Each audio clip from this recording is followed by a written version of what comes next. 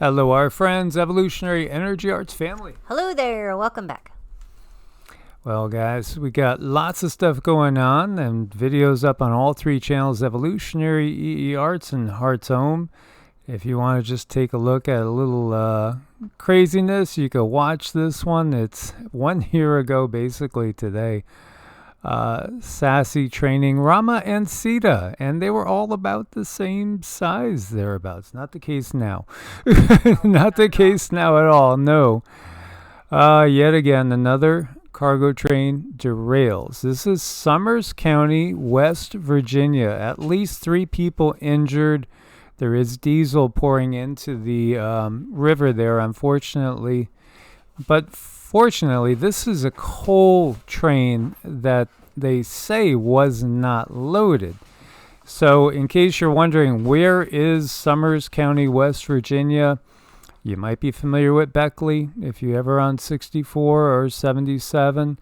As you could see, it's to the southeast over by Hinton. So beautiful area. Again, another freight train derailment, spilling diesel fuel into the New River.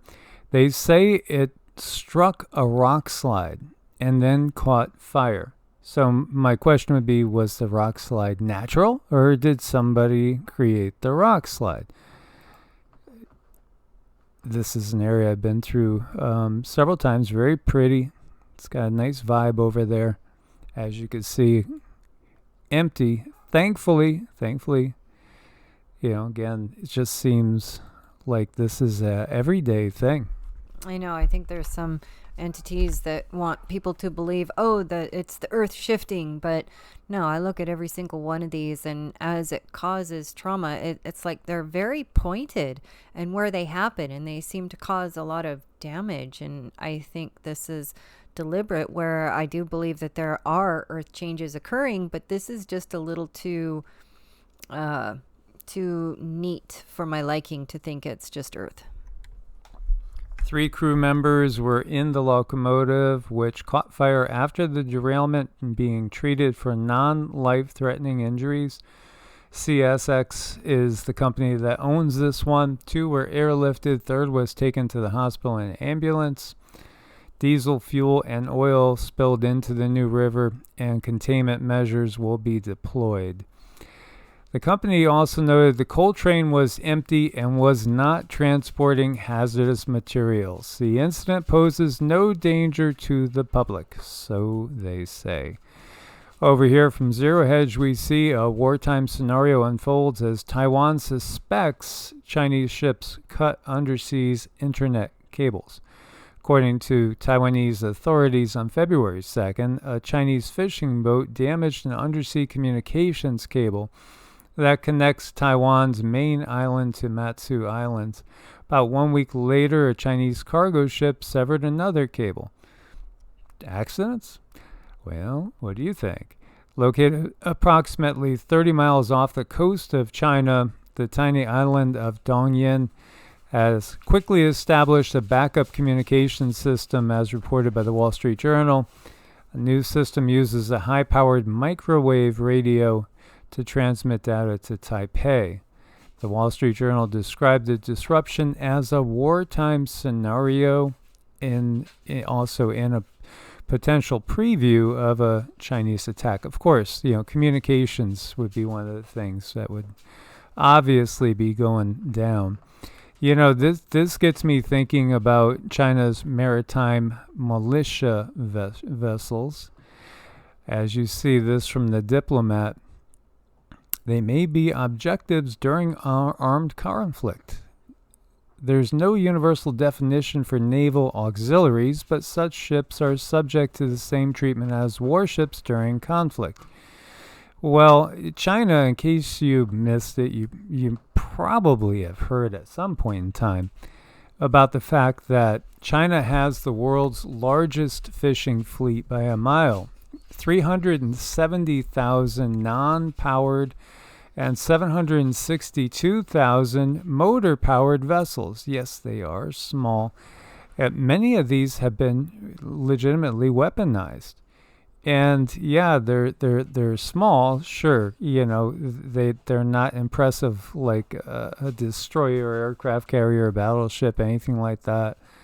But they can do all sorts of damage and harm.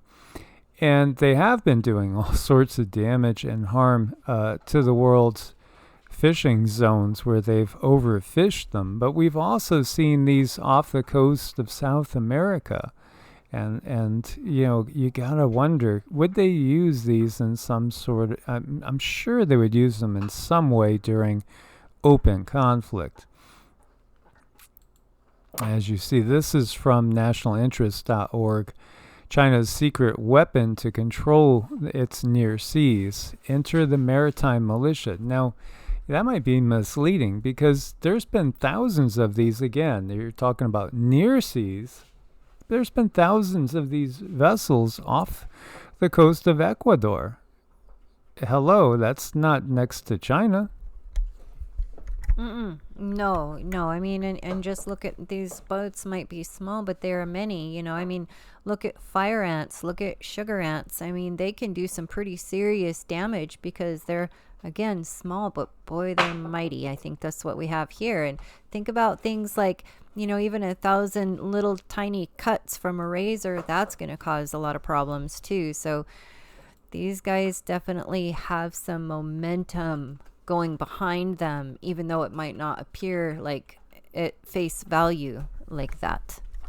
Yeah, this gets me thinking about what we have in our history. I mean, all you got to do, if you guys have ever watched any World War II movies, if you ever read any books, Dunkirk.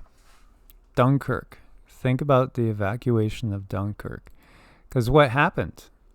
Well, the military didn't have the capability of pulling all the soldiers out as Germany was steamrolling through France, and you had all these troops just waiting on the beach to get evac'd, and there were no ships that could make it in to get them out. What happened?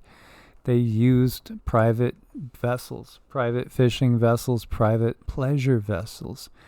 And so there's Dunkirk, which is an actual movie. I am a little bit of a sucker for these timepieces when it comes to looking at these historical movies, albeit everything's always told from the perspective of the victor. But yeah, you had all these people that had to be evacuated, or they were going to lose the vast majority of their military force.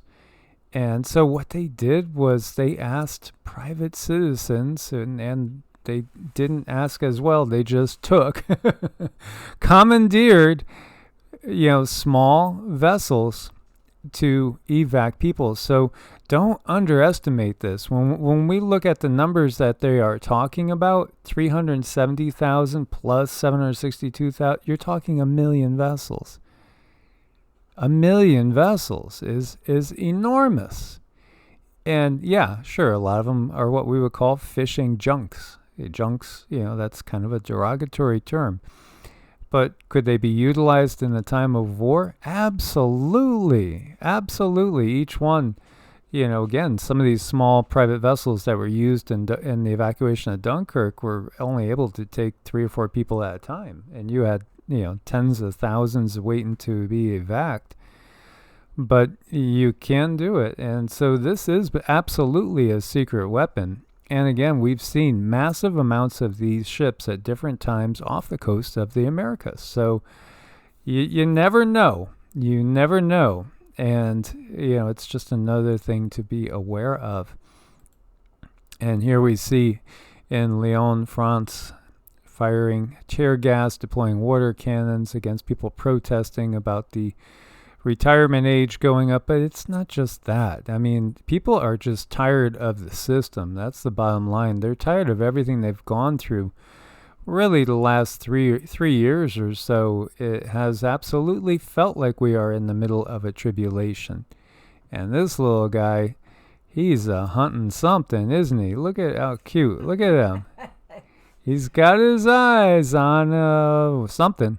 And he's about to pounce. Boom. I don't think he got him. Oh my gosh, aren't animals just amazing? Talk about abilities. Look at this guy using his power of all of his other parts to find this thing. I mean, that's just incredible. I love watching nature because nature has a really good way of showing its excellence, and people can too. We have a way to show our excellence, but when I say that, I mean it's something that we do that we don't even know or we didn't have to train to do. It's just the best part of ourselves, and nature has such a wonderful way of pointing that out. Absolutely. So keep putting out your prayers, your high vibes and high intentions. The only way to win a WW hashtag number 3 is for it not to be engaged in the first place, because truly in war there are no victors besides those men in high castles, so to speak, just guiding and watching everything. Oh, Cindy just jumped a mile. I know, it's because I thought you were going to say men in high heels, and I thought of that. What's his name? Zelensky. Oh, okay, yeah, Zelensky in his high heels, yeah, and the skin tight leather, yeah. We get the picture. It's a scary one. As always, guys, thanks for being part of the family. Much love, God bless, and namaste. Namaste.